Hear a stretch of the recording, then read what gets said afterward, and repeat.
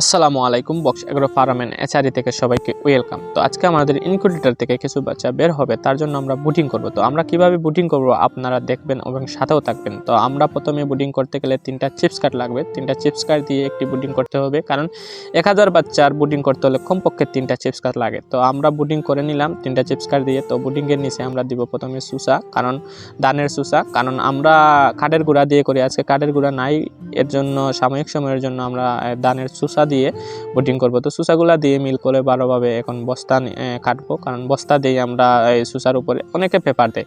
তো আমরা পেপার দিই না, কারণ ভাই পেপার দিলে পাত্র থেকে যে পানিগুলা পড়ে সেই পানিগুলা পড়লে বাচ্চার ঠান্ডা লাগার অনেকটা ঝুঁকিপূর্ণ বেড়ে যায়। তো বস্তা দিলে যেগুলা পানি পড়ে বস্তার দিয়ে নিচ দিয়ে চলে যায়, তার জন্য বাচ্চার ঠান্ডা লাগার ঝুঁকিপূর্ণ থাকে না, তার জন্যই আমরা বস্তা দিই। তো অনেকে ভাই যে যেমনি ভালো মনে করে সে সেমনি যায়। তো আমার কাছে বস্তাই ভালো লাগে, তার জন্য আমি বস্তাই দিই। তো আমার বুডিং করা শেষ আলহামদুলিল্লাহ। তো আপনারা দেখছেন উপরে একটি বুডার আছে, বুডারে 3টা বাল্ব 200 পাওয়ারই লাগায়। তো আলহামদুলিল্লাহ এখন আমার ইনকিউবেটরে যাব। ইনকিউবেটরে গিয়ে আলহামদুলিল্লাহ অনেকটাই বাচ্চা আসছে। তো আমাদের 80-90% বাচ্চা দেয় মেশিনে আলহামদুলিল্লাহ। তো এখন আমরা বাচ্চা গনি বাচ্চা ক্যারেটে লব।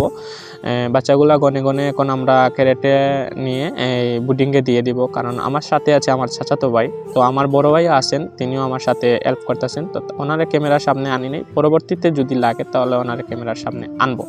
তো আমার সাথে আছে আমার ছোটো চাচাতো ভাই, তারে নিয়েই আমি বুডিং করছি এবং আমার বাইকে নিয়ে। তো আপনারা যারা এই বাচ্চা নিতে চান এবং কুয়েল নিতে চান আমাদের সাথে যোগাযোগ করতে পারেন। আমরা 0 দিনের বাচ্চা থেকে একদম একবারে রানিং পাখি পর্যন্ত বিক্রি করি। তো আপনারা যদি লাগে তাহলে আমার নিচে দেওয়ার নম্বর আছে, নম্বরে যোগাযোগ করবেন। সবাই ভালো থাকবেন। বক্স এগ্রো ফার্ম এন্ড এচআরই থেকে সবাইকে ধন্যবাদ।